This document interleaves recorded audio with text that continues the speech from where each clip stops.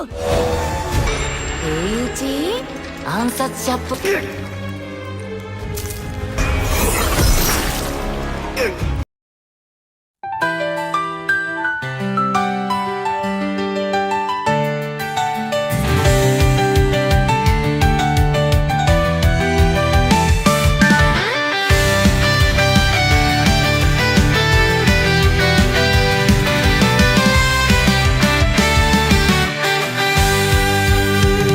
Setelah Akira pingsan, Yoru datang dan melihat sesuatu yang aneh terjadi pada Akira. マスターの魔力消費量が許容値を超過。影魔法強制起動。モードチーム。 Suara sistem mulai muncul dan mulai menyembuhkan Akira seperti saat dirinya berada di labirin kontinen. Bahkan Yoru yang melihat itu benar-benar dibuat terkejut. 治癒完了。影魔法起動停止。 Akira lalu mulai terbangun di sebuah rumah. Akira bertanya di mana dirinya. Yoru menjawab kalau mereka sedang berada di rumah Crow. Akira bertanya sudah berapa lama dia tertidur. Bukan sejam atau 5 jam. Menurut Yoru dia sudah tertidur selama 1 hari lebih 5 jam. Namun itu hal yang wajar melihat kalau Akira kehabisan mana dan nyawanya di antara hidup dan mati. Yoru lalu mulai menjelaskan kalau bayangan Akira saat itu bergerak sendiri dan memulihkan mananya. あまりにも理屈に合わぬ。主殿、あの魔法は一体何なのだ？ Akira tidak tahu pasti, namun sekarang ada yang lebih penting dari hal tersebut. Crow yang sedang berada di tempat kerjanya menyadari Akira sudah terbangun. Akira akan segera pergi menyelamatkan Amelia. Crow berkata apa dia tahu di mana lokasi Amelia. Crow juga menjelaskan kalau dia mungkin sudah dibawa ke benua iblis. Akira tidak peduli, dia berniat untuk menerobos ke sana. Crow berkata agar Akira tetap tenang. Crow kembali berkata kalau dia memerlukan senjata untuk ke sana. Akira awalnya tidak peduli dan hanya memikirkan Amelia. Namun Crow menjelaskan kalau dia memiliki satu di sini. Katana yang awalnya rusak kini sudah kembali tajam, namun bukan dalam bentuk katana melainkan belati. Crow berkata kalau assassin lebih cocok menggunakan belati. Dia juga memberikan sesuatu kepada Akira. 指輪 ?2 代目か3代目の勇者が作ったものと言われている。 Sebuah cincin yang berasal dari pahlawan terdahulu. Di sana sudah tertulis sesuatu yang hanya bisa dibaca oleh Akira. 我は汝を導く者なり。 Crow menjelaskan kalau cincin itu bisa menemukan lokasi yang diinginkan penggunanya. Akira tanpa banyak basa-basi langsung mencari jejak Amelia. Dan untungnya masih berada di labirin Brood. Setelah mendapatkan apa yang dia butuhkan, Akira bergegas bergerak menuju lokasi. Di perjalanan, Yoru mengingatkan Akira kalau jangan sampai dia menggunakan hal yang serupa saat mengamuk sebelumnya. Akira akan mengusahakan kalau dia tidak akan mengulangi hal yang sama. Malamnya di dalam labirin Brood, Amelia yang dalam keadaan tidak baik-baik saja didatangi oleh Aurum. Aurum berkata kalau dia berhasil memecahkan misteri yang selama ini membuatnya penasaran. Di mana dia ingin sekali mengendalikan manusia, elf atau beastman.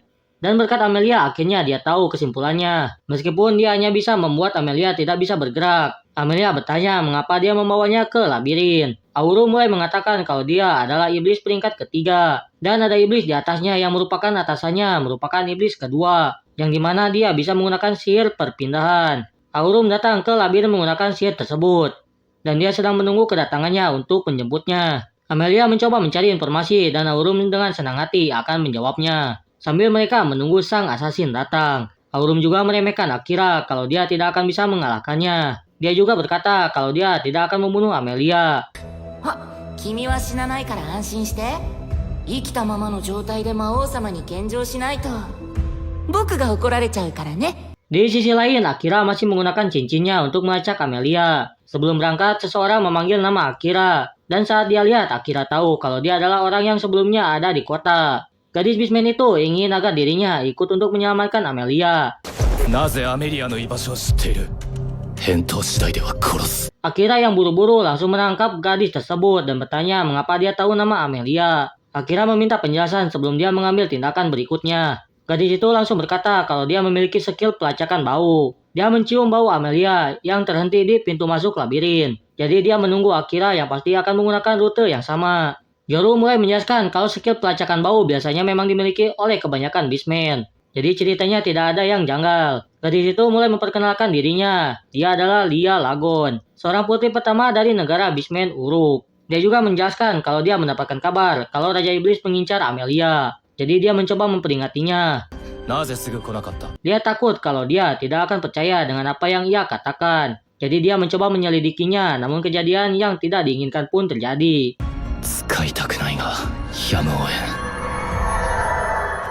Akira tidak bisa sepenuhnya percaya dan dia menggunakan skill mata dunia. Dia melihat sesuatu dan bertanya apa itu skill pelindung roh. Lia lalu menjelaskan kalau itu hanya pelindung biasa.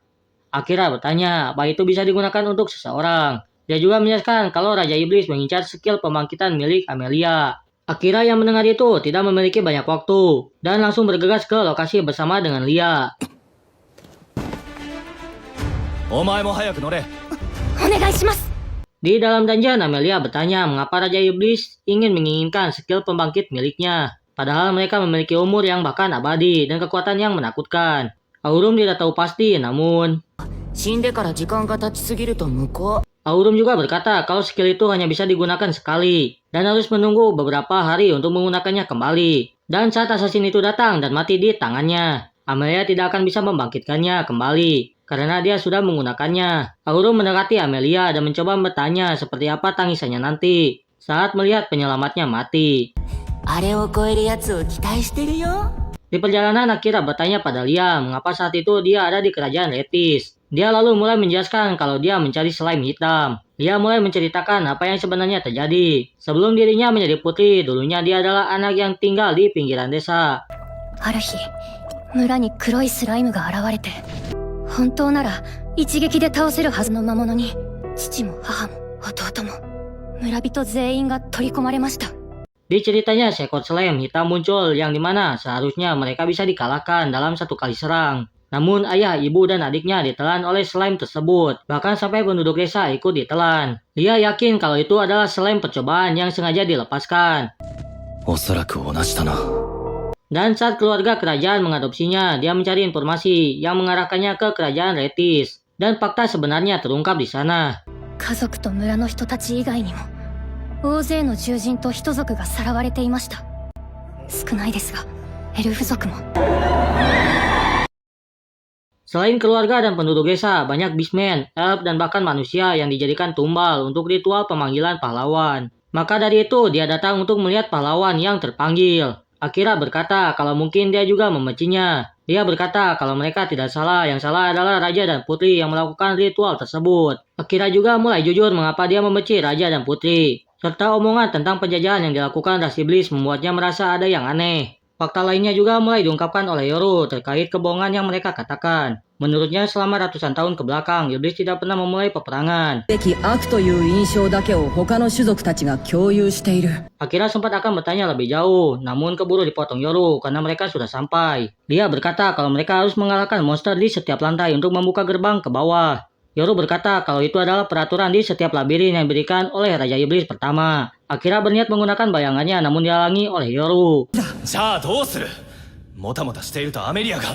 Akira berkata kalau dia harus melakukan apa. Yoru lalu berkata kalau dia bisa membunuh semua kroco yang ada di labirin. Namun jika dia berubah wujud, dia takut kalau dia tidak bisa mempertahankan kesadarannya dan berakhir mengandalkan insting membunuhnya. Akira lalu mulai memberinya kepercayaan karena hanya dialah yang bisa diandalkan. Yoru yang sudah mendapatkan izin bersumpah setia pada tuannya. 主殿の従馬として存分に働こうぞ。 Yoru yang berubah ke mode Kerberusnya mulai bergerak dengan brutal.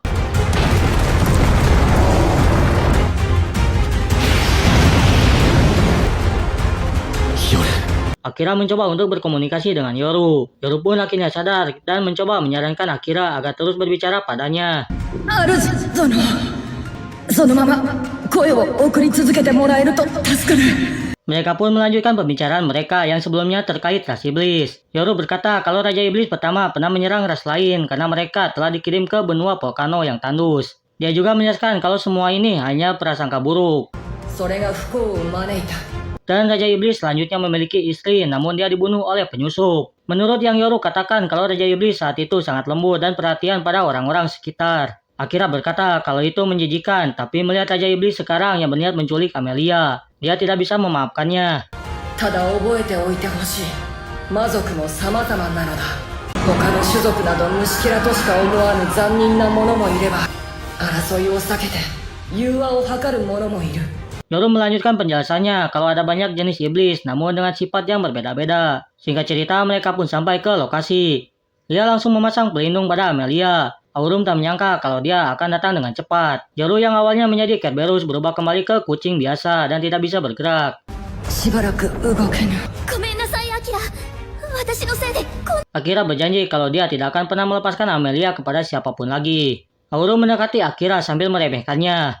Yoru berkata kalau Raja Iblis memberi perintah hanya untuk mengantarkan Akira ke lokasi. Namun yang diberikan pada Aurum berbeda.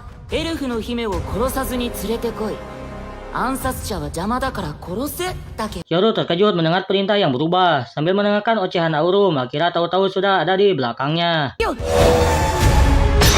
Aurum bisa menahannya, namun setiap serangan Akira tidak ada apa-apanya kepada Aurum. Bahkan Akira dibuat terluka olehnya. と思ったの？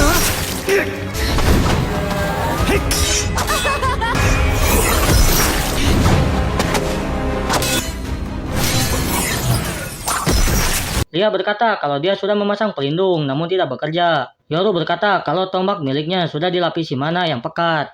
Aurum dan Akira pun berniat mengakhiri semua ini. 主殿の地に影が集まっていく。 Akira langsung mengeluarkan makhluk bayangan dan membuat Aurum langsung ketar-ketir. エイジュ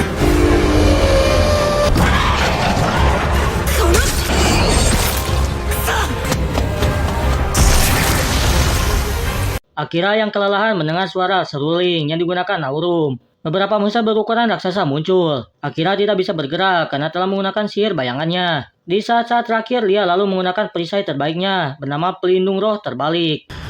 神の反転結界。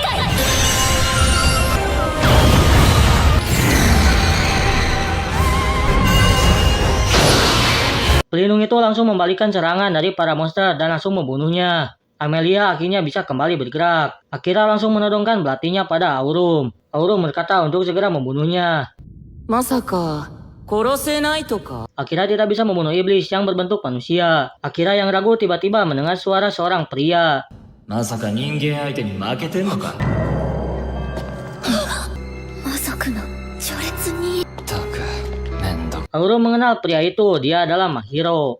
お前とは相性が悪かったか。なあ、小田明。